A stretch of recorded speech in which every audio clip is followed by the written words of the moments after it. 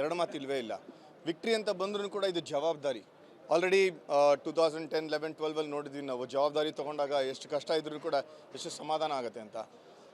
ಒಟ್ಟಾರೆ ಹೇಳಿದ್ರೆ Karnataka cricket important. Karnataka cricket ಅಂದರೆ ಬರೀ ಬೆಂಗಳೂರಲ್ಲ, 6 ಝೋನ್ಸ್ ಇದೆ, ಡಿಸ್ಟ್ರಿಕ್ಟ್ಸ್ ಇದೆ, ಎಲ್ಲ ಕಡೆಯಿಂದನೂ ಹುಡುಗರು ಬರ್ತಾರೆ, ಅಕಾಡೆಮೀಸಿಂದ ಬರಬೇಕು ಮಕ್ಕಳು.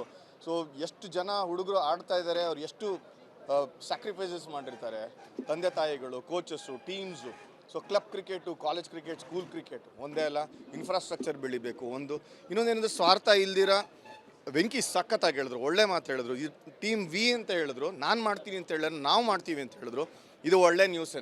ಇನ್ಫ್ಯಾಕ್ಟ್ ಎಲ್ಲ ಕ್ರಿಕೆಟರ್ಸು ಒಟ್ಟಿಗೆ ಬಂತು ಅಂತಂದರೆ ಆಬ್ವಿಯಸ್ಲಿ ನಮ್ಮ association one of the best. ಈಗಲೂ ಕೂಡ ಸಖತ್ತಾಗಿದೆ ನಮ್ಮದು.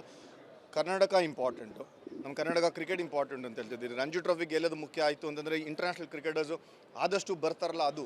ಅದಕ್ಕೆ ಗ್ರಾಸ್ ರೂಟ್ ಲೆವೆಲ್ಗೆ ಎಷ್ಟು ಮಾಡೋಕ್ಕಾಗತ್ತೋ ಅಷ್ಟು ಸಪೋರ್ಟು ನಾವು ಕಮಿಟಿ ಇಲ್ಲ ಅಂದರೂ ಕೂಡ ಅನ್ಕಂಡೀಷ್ನಲ್ ಸಪೋರ್ಟ್ ಇದೆ ಈ ಟೀಮ್ಗೆ. ಸೊ ಎಲ್ಲ ಕ್ರಿಕೆಟರ್ಸು ಇದ್ದಾರೆ ಅಂತ ಗೊತ್ತು, ಮಿಕ್ಸ್ ಇದೆ ಅಂತ ಗೊತ್ತು, ಅಡ್ಮಿನಿಸ್ಟ್ರೇಟರ್ಸ್ ಇದ್ದಾರೆ ಅಂತ ಗೊತ್ತು. ಇದು ಒಳ್ಳೆ ಬಿಗಿನಿಂಗು.